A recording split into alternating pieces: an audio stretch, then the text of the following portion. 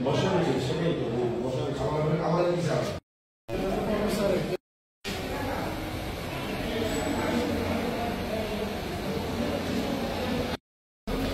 ছিল জানেন নাকি? হ্যাঁ,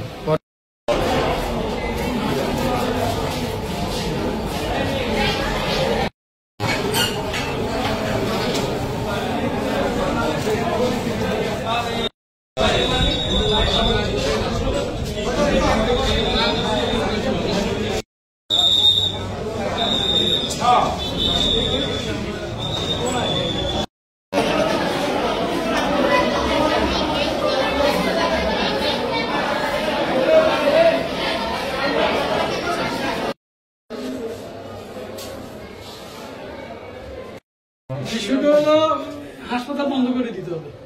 আমরা চিকিৎসাতে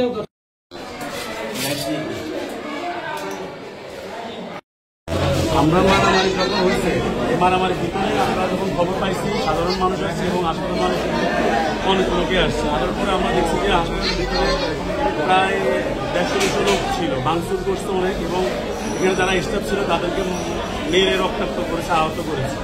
এখানে হাসপাতালে যারা স্টাফ আছে কর্তৃপক্ষ আছে অনেকে মাইর খেয়ে রক্তাক্ত হয়েছে, আহত হয়েছে। এখন পুরো বিষয়টা আমরা দেখতেছি যে আসলে ঘটনাটা কি করছে। এই ধরনের ঘটনা আমরা অনুষ্ঠিত করি। হাসপাতালে যদি এখানে কোনো ধরনের অবহেলা থাকে, সার্ভিসে বা ডাক্তারদের অবহেলা থাকে, তাহলে আইনগত ব্যবস্থা যে কেউ নিতে পারে, সবার সেটা সম অধিকার রয়েছে। আর আমরা আমাদের দিক থেকে তদন্ত করে আমরা দেখবো যে আমাদের এখানে কোনো ল্যাকিংস ছিল কিনা, আমাদের এই সদস্যদের কোনো ল্যাকিংস ছিল কিনা, সেই হিসেবে আমরা ব্যবস্থা গ্রহণ করছি। কিন্তু ধরে এভাবে ভাঙচুর করা এবং আহত করা, এটা এইভাবে করলে দেখা যাচ্ছে প্রত্যেকটা প্রাইভেট সেক্টরের হাসপাতালে কিন্তু এখন আতঙ্কের মধ্যে আছে। স্বাভাবিক স্বাস্থ্যসেবা তারা কখনো দিতে চাইবে না, সবাই কিন্তু এখন আতঙ্কের মধ্যে আছে। কারণ হাসপাতালের মধ্যে মুমূর্ষু অবস্থা আছে, রোগী চিকিৎসা নিতে গিয়ে হয়তো এই মুমূর্ষু অবস্থাকে হয়তো মারা যায়।